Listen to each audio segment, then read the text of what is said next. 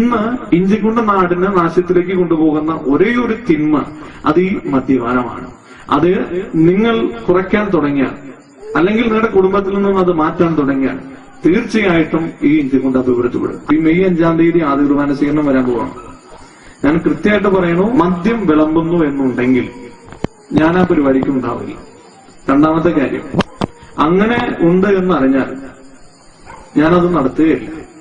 അത് യാതൊരു സംശയമില്ല. നിങ്ങൾ ഏത് മെത്രാന്റെ വെച്ചെടുത്ത് പോയിക്കോ, എവിടെ വേണേലും പോയിക്കോ, ഒന്നില്ലെങ്കിൽ എന്നെ മാറ്റണം അവിടെ നിന്ന്, അല്ലെങ്കിൽ ഇത് നടക്കണം.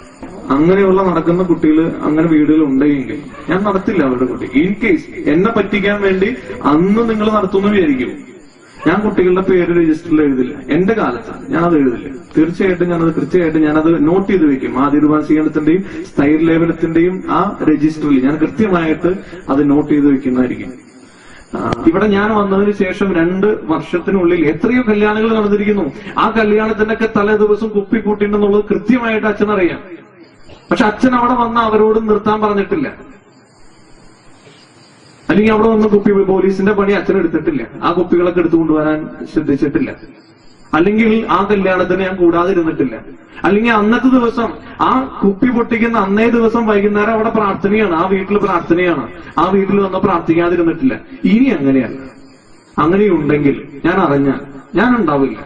തീർച്ചയായിട്ടും പ്രാർത്ഥിക്കാനും വരുമല്ല. നിങ്ങളുടെ ഭക്ഷണം എനിക്ക് വേണ്ട. അതുപോലെ ഇങ്ങനെ ഒരു കാര്യത്തിലും എനിക്ക് താല്പര്യമില്ല.